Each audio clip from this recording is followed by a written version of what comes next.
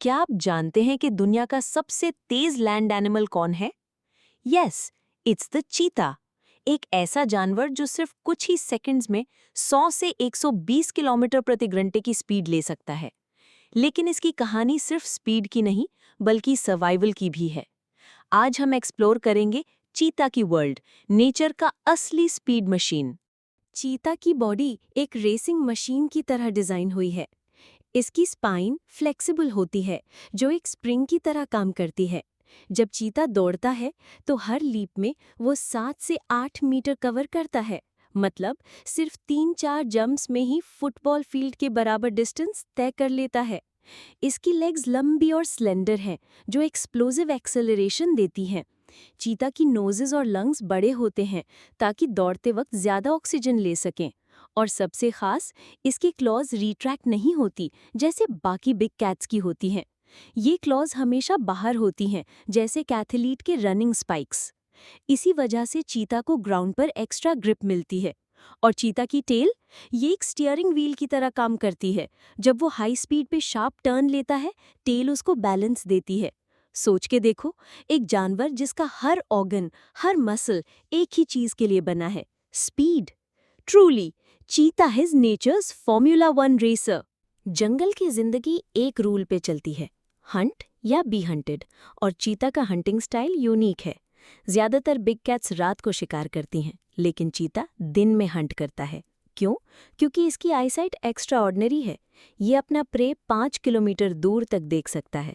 सबसे पहले चीता अपने प्रे को स्पॉट करता है, फिर वो ग्राउंड के करीब रहता है, धीरे धीरे शिकार के करीब आता है। ये प्रोसेस पेशेंस और साइलेंस का होता है। और फिर द चेस बिगिन्स। एकदम से चीता फुल एक्सेलरेशन में आता है। सिर्फ कुछ ही सेकंड्स में वो 100 किलोमीटर की रफ्तार से ऊपर चला जाता है। लेकिन एक कैच है, चीता अपनी स्पीड ज्यादा देर तक मेंटेन नहीं कर सकता। सिर्फ 20 से 30 सेकंड तक ही चेस पॉसिबल है। अगर उस वक्त तक प्रे ना गिरा तो चीता रुक जाता है, ओवरहीट हो जाता है और प्रे बच जाता है। चीता अपने प्रे को गिराने के बाद उसकी नेक को पकड़कर सफोकेट करता है। ये फाइट सिर्फ स्पीड का नहीं होता, सर्वाइवल का भी होता है। सोचकर देखो, अगर वो शिकार मिस कर दे तो उसका दिन भूखा गुजरता है। जंगल में हर दिन एक दौड़ है, एक नई फाइट फॉर सर्वाइवल। चीता की लाइफ का सबसे इमोशनल चैप्टर है उसके कब्स। कब्स ब्लाइंड पैदा होते हैं। उनका पहला साल सबसे डेंजरस होता है।